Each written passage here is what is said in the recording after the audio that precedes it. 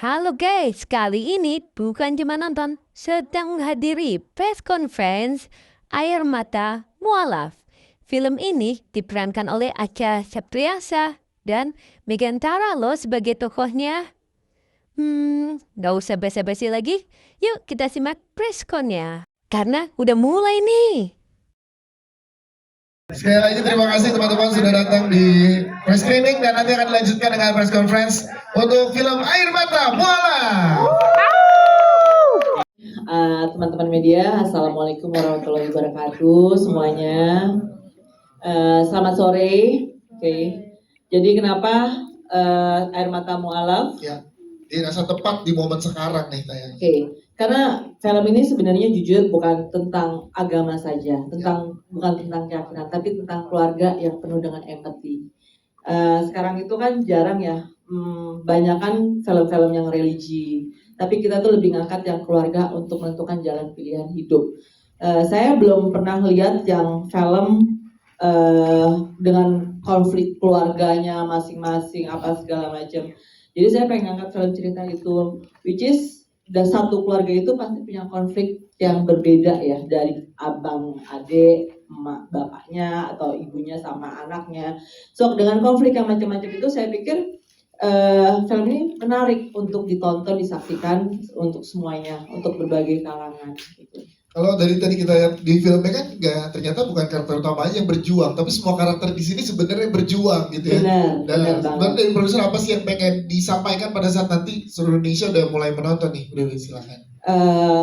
Jadi semua hidup itu penuh perjuangan, nggak cuman makan, tidur, santai, udah balik lagi gitu. Tapi saya pengen mau kasih lihat, ini loh perjuangannya bukan perjuangan hanya untuk keyakinan, tapi perjuangan untuk mendekat ke keluarganya, perjuangan untuk seorang perempuan, perjuangan si antara tadi kalian udah nonton juga kan si istri yang KDRT, di mana dia harus berjuang memilih keluarganya atau suaminya. Terus perjuangan si Angie memilih jalan hidupnya sendiri dan berjuang untuk keluarganya dengan empati keluarganya. Dan di sini juga ada kolaborasi tidak hanya dari Indonesia tapi juga dari Malaysia dan Australia. Boleh tepuk tangan dong teman-teman. Boleh ceritakan kenapa ini jadi relevan untuk beberapa kolaborasi negara ini. Oke, alhamdulillah kita berkolaborasi 3 negara, Indonesia, Malaysia, and Australia. Karena ini sifatnya universal. Bagi saya pikir kalau misalkan masalah keluarga, semua negara juga pasti punya masalah keluarganya masing-masing. Tapi dengan budaya Western, budaya Asia, jadi saya pengen satukan. Gitu. Jadi kalian lihat nggak hanya di Indonesia ini terjadi, tapi itu juga terjadi di negara luar loh. Gitu. Awalnya kita sepakat dengan tim produser dengan Ibu Dewi gitu kan. Kalau kita nih sebenarnya nggak ngomong tentang film tentang agama gitu, karena kan dari tujuannya kan sensitif ya. Dari awal gue bilang, Bu ini film kita agak sensitif gitu, jadi sebisa mungkin kita kurangilah masalah bobot-bobot tentang religinya itu gitu kan. Kita geser lebihnya ke dominan lebih ke keluarga gitu. Nah ini ada satu fragmen sebenarnya kan, ini kan yang belum di capture sebenarnya sama teman-teman filmmaker lain gitu kan. Kalau kita nonton film-film religi yang lain kan kita sudah tahu ya, tapi kalau sepengetahuan aku gitu kan, ada satu fragmen bagaimana seorang perempuan atau manusia yang dari sudah baik jadi lebih baik lagi itu belum ada gitu. Nah jadi aku pikir kenapa enggak kita bikin film ini gitu loh. Jadi sesuatu yang jadi alternatif tontonan lah, jadi sesuatu yang bisa kita sampaikan kepada banyak orang gitu. Yes, dan ini kan juga ada menitik beratkan kepada hubungan antara ibu dan anak nih, Mas Indra. Nah ini boleh dijelaskan Mas, kenapa memfokuskan juga ke ibu dan anak? Oh iya, karena menurut kita gitu kan, antara ibu dengan anak tuh sangat emosional sekali gitu ya. Karena kan biasanya tuh seorang anak perempuan tuh sangat dekat dengan ibunya gitu kan. Bagaimana ketika si ibunya merasa kehilangan sekali gitu kan, terus merasa si anaknya pun merasa gue ini mengkhianati ibu gue gak ya gitu kan, gue ini mengkhianati keluarga gue kan, itu yang penting harus kita sampaikan gitu, emosi seperti itu yang harus dapat disampaikan kepada penonton gitu. Jadi awalnya gue pikir gue di calling di project ini itu untuk memainkan dramanya kayak gitu. belum belum ada bayangan karena waktu itu masih namanya tuh di calling namanya Reza, masih Reza doang. Begitu dapat skenario, Ustaz. Gitu. Ada debatnya nih gitu. Itu ekspresi pertama tuh, Ustaz. Ya udah, tapi ya itulah maksudnya sebagai tanggung jawab kami sebagai seorang aktor, ya itu harus observasi, terus juga harus tahu gimana lebih banyak ngobrol juga sih sama Pak Kobut juga sama Kak Aca, karena kan intensnya di Kak Aca juga sama Pak Kobut. Jadi waktu itu lebih menanyakan mau ustadz yang seperti apa yang akan dibawakan kayak gitu. Sangat menarik sih jujur dari film ini karena kalau untuk pengalaman pribadi gue sendiri, ibu saya itu adalah seorang mualaf, gitu. Seperti ya di film ini juga gitu, waktu Angie pakai hijab itu. Bener sih, jadi di keluarga dari ibu itu sendiri itu memang ada pertentangan kayak gitu. Sampai akhirnya ada tahap proses buah hal yang besar itu adalah penerimaan. Gitu, bagaimana cara kita bisa menerima itu sangat besar banget. Ya itu persis di film ini. Untuk karakter ini sebenarnya sih contoh yang paling real itu adalah waktu mertua saya kan juga orang Itali Katolik ya. Jadi waktu anaknya itu bilang saya mau nikah sama Dewi, terus dan Islam, si ibunya tuh sampai bawa suami saya untuk ke priest ya, gitu, pastor gitu. Dan dia sampai nangis, dan suami saya kan juga udah tekadnya begitu, sunat segala macam, saya jadi flashback gitu loh, gitu. Begini ya rasanya gitu. Jadi sementara itu juga banyak teman-teman saya yang anaknya pacaran beda agama apa segala macam gitu. Terus gimana ya? Gue mesti ngapain nih gitu. Nah gue tiba-tiba mau jadi muslim atau yang satu lagi. Ya udah, kita orang tua cuma bisa ngarahin aja, ya begini loh gitu. Ya menerima, mencintai dan ikhlas melepas. Dan itu akhirnya bisa dipelajari dari karakter-karakter yang ada di sini ya, Ibu Dewi Irawan. Iya. Yes. Sama Kak Aca ngobrolnya sih gimana intens untuk, karena kan banyak adegan-adegan yang intens, Bu Dewi. Boleh ceritain dong? Oh iya, kita kebetulan sama-sama satu ruangan kalau istirahat. Jadi ya Aca banyak cerita juga gitu, ya gimana kehidupan dia di luar, di segala macam, dan tetap Islam gitu. Yang saya ingat bahwa film ini di syutingnya udah lebih dari setahun yang lalu, karena kita penggambaran itu dari akhir September sampai 28 Oktober, saya hari terakhir syuting di Australia. Jadi pas setahun yang lalu. Untuk karakter Angie sendiri, memang saya sebagai Aca tidak langsung mengalaminya di dalam kehidupan saya, walaupun dulu itu saya sempat pacaran juga beda agama, tapi saya tidak berusaha meyakinkan ke orang tua saya bahwa harus menerima pacar saya karena umur saya waktu itu masih 21 tahun ya. Cuma bahwa saya sekarang berada di Australia, yang saya tahu anak saya juga tinggal di lingkungan yang banyak orang Westernnya, saya juga merasa bahwa hal itu mesti saya persiapkan sebagai orang tua. Jadi saya ketika menggambarkan karakter Angie ini, saya ngebayangin Bridgia sebenarnya, bahwa bagaimana sih apa yang dilakukan seorang perempuan jika dia bersekolah di sana di luar negeri jauh dari keluarga dan mengalami toxic relationship gitu.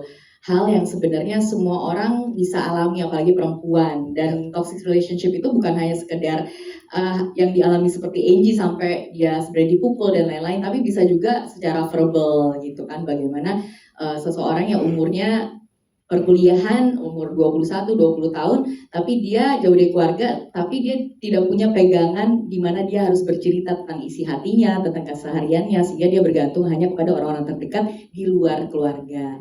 Nah itu ya saya sebagai Aca yang membawakan karakter Angie, ya pastinya risetnya secara pengalaman hidup aja, dan bahwa ketika saya membawakan karakter yang Angie-nya itu menemukan keimanannya di tempat lain jauh dari keluarganya, ya saya cukup membayangkan saja bagaimana seandainya saya pulang dengan membawa berita yang sangat mengagetkan untuk keluarga, dan saya paling suka scene film ini. Memang yang membuat saya ingin bermain di film ini adalah skenario yang berbicara tentang di meja makan itu ketika Angie ingin memberitahukan orang tuanya bahwa saya dengan casualnya gitu ya, saya ingin punya berita nih. Saya pikir berita baik, tapi ternyata hal tersebut sangat membuat keluarganya kaget dan mengusir dia gitu. Sebenarnya nggak diekspektasikan. Sebelum film ini kami memang mengadakan press conference even sebelum syuting kepada teman-teman yang membuat channel YouTube tentang mualaf. Jadi saya banyak ngobrol sama narasumber yang mereka juga belum diterima sampai hari ini sama keluarganya. Jadi hal itu yang membuat saya juga bisa meriset peran Angie tersebut. Yes, Kak, berarti kalau boleh dikerucutkan, apa sih arti perjuangan menurut seorang Acha Septriasa setelah memerankan karakter Angie? Perjuangan ya ketika kita berusaha mewujudkan apa yang terbaik, gak hanya buat diri kita tapi buat sesama, dengan tulus dan ikhlas, dan yang menginginkan sesuatu yang bisa membuat dunia ini jadi lebih baik, itu aja sih. Pilihan saya terhadap kemerdekaan. Yes. Saya orang yang terlahir merdeka. Bapak saya, ibu saya Islam abangan. Istri saya seorang Katolik. Mertua saya seorang haji, suami istri. Saya menghormati semua agama atau semua pilihan hidup. Tapi jelas bahwa ketika saya harus memerankan seorang tokoh Yosef, di mana saya punya anak yang harus memilih beda agama, itu jelas sebuah persoalan lain. Ya. Bahwa kita sehari-hari menjadi orang merdeka, tetapi kita pada suatu titik kita harus menjadi orang yang tidak rela membiarkan anaknya punya pilihan, itu adalah sesuatu yang jelas lain. Kehidupan sehari-hari tidak selalu sama dengan di dalam seni peran. Tetapi seandainya tetapi mungkin karena saya sudah 66 tahun, jadi saya agak lebih mudah memerankannya. Kalau saya umurnya 40 tahun mungkin saya tidak bisa memerankannya karena pengalaman hidup saya belum terlalu cukup. Meskipun sampai hari ini juga saya sebenarnya merasa pengalaman hidup untuk seni peran selalu nggak cukup-cukup sebetulnya gitu. Kalau ada ayah-ayah di luar sana Iya. yang sedang juga mengalami hal yang sama dengan yang dialami Pak Joseph, apa yang akan Om Dono sampaikan melalui teman-teman media ke ayah-ayah yang lagi di luar sana yang lagi berjuang juga bersama anaknya? Jangan ribet kawan. Tepuk tangan buat Pak Budi, terima kasih. Kayak itu dari pesan dari Pak Joseph ya. Willy, aku singkat aja, langsung aja yang kira-kira apa yang gue rasain dan bisa relate sama teman-teman semua ya, bahwa dalam perjalanan sebuah keluarga kita pingin yang terbaik buat keluarga kita, orang tua, istri, adik dan semuanya. Tapi tiba-tiba akan selalu ada kejutan yang kita nggak harapkan dan nggak kita duga-duga sebelumnya. Dan seringkali ketika sesuatu yang nggak mengenakan itu muncul, kita nggak bisa mikir apa peran gue sebagai anak, sebagai kakak, sebagai suami itu kurang baik ya, sehingga semua ini terjadi di keluarga gue saat ini. Nah, di perjalanan Willy ini yang bisa relate sama gue, salah satunya adalah bahwa oke, nggak apa-apa punya pertanyaan seperti itu, tapi kita jangan terjebak berlama-lama menyalahkan diri sendiri, karena kita nggak akan kemana-mana. Yang perlu kita lakukan adalah mencari tahu, dalam tanda kutip, isu utamanya apa, kita cari solusinya apa. Apakah kita harus kompromi? Apakah kita mempertahankan ego kita untuk menganggap ini masalah yang tidak termaafkan sekalipun? Jadi udah, intinya adalah atas nama cinta, atas nama saling menghormati, rasa sayang terhadap keluarga, insya Allah semuanya bisa terlewati dengan baik selama kita melakukan apa yang kita pikir harus dilakukan. Dan jangan terjebak berlama-lama dengan antara kita menyalahkan orang lain, apalagi menyalahkan diri sendiri. Saya rasa itu yang bisa saya tambahkan dari karakter Willy sih. Yes, dan ternyata setiap karakter di sini punya titik luluhnya masing-masing ya. Kayak karakter Willy yang punya titik luluh di anak ternyata. Yes, jadi betul. Karena ketika sesuatu yang buruk pasti nggak buruk lah ya, Bang Dias ya. Ada satu isu bertabrakan dengan keyakinan, sudut pandang kita tidak bisa tidak menyalahkan orang lain duluan. Tapi mau sampai kapan? Kalau kita tetap punya prinsip kita yang kita, oh ya udahlah lu salah, gue bener. Jalan tengahnya kapan mau ditemukan? Cari prioritas utama apa, dan mungkin prosesnya agak gampang, dan pada satu titik lu harus meltdown. Even lu laki-laki sekuat-kuatnya nangis aja udah, lu pilih siapa, istri atau ibu lu dalam hal ini. Kalau perlu dilakukan, jangan sok kuat tapi tiba-tiba lu nggak kemana-mana. Iya, tepuk tangan dong buat Mas Rizky. Tadi pundaknya dari Mas Joma. Bidang banget. Saya berharap Ya. tokoh NG ini semakin banyak di bumi Indonesia. Ya, tokoh NG ini semakin. Tunggu dulu, bukan NG loh, NG loh. Ya ini berkaitan dengan film ini ya. Iya. Tokoh-tokoh seperti NG ini semakin banyak di bumi Indonesia. Apa artinya? Apapun yang kalian yakini, apapun yang kalian percayai, nggak usah ngelihat backgroundnya, silakan pindah, itu urusan pribadi kalian. Pindahlah untuk diri kalian sendiri, tapi outputnya adalah cinta. Outputnya adalah kasih sayang, cinta kasih. Saya paling nggak suka orang yang udah pindah sana sini tapi membandingkan sebelum dan sesudah. Terus membandingkan ayat demi ayat, nanti ngetawain. Terus terjadi duta, itu saya paling nggak suka tuh. Kalau mau contohlah tokoh seperti Angie, ya, dia tetap merangkul, tetap damai, tetap kaya akan cinta kasih. Dan sepertinya pengalaman di sini kok hampir sama ya. Saya pun juga punya pengalaman yang sama dengan rekan-rekan yang tadi. Saya kalau ditanya, saya orang Minang. Kenapa? Papa saya orang Minang, Bukit Tinggi. Nggak perlu dijelaskan dong apa yang diyakini. Ya kan? Tapi ketemu mama, ya akhirnya dia berpindah. Dan saya dari kecil udah terbiasa dengan kumpul dengan keluarga papa yang muslim, dan itu nggak ada masalah. Tidak ada penolakan sampai detik ini. Kami saling toleransi. Udah nggak ngelihat apa yang kami yakini. Yang kami lihat hanyalah kami adalah keluarga darah daging dan saling mengasihi. Jadi kalau untuk karakter Nina ini memang relate banget sama wanita-wanita di luar sana. Karena saya percaya yang ramai wanita di luar sana masih ataupun udah keluar dari abuse relationship atau toxic relationship. Karena mereka tuh kayak mau taat pada suami tapi sebenarnya nggak tahu beda sayang ataupun sakit gitu kan. Jadi sebagai seorang Nina itu, dia itu mau pertahankan rumah tangga, tapi sebenarnya dia dalam toxic relationship. Dia nggak tahu dia dalam toxic relationship, karena dia bilang, oh dalam Islam kita harus taat pada suami, kita nggak bisa gini gitu kan. Jadi saya sendiri kalau pengalaman syutingnya bersama Abang Yama itu memang agak intens, kena iya. Tapi alhamdulillah semuanya oke. Cuma saya itu prep untuk Nina itu memang agak berat ya, karena dia harus melalui relationship yang dipukul semua kan. Alhamdulillah semuanya oke. Cuma ini saya mau kasih tahu sama wanita di luar sana, kalau kalian lagi dalam toxic relationship ini, jangan disimpan ataupun jangan coba untuk stay keluar dari toxic relationship ini, karena itu enggak bagus ya. Dari topik pembicaraan film ini memang mengangkat akan toleransi beragama. Tapi toleransi beragama yang seperti apa ya?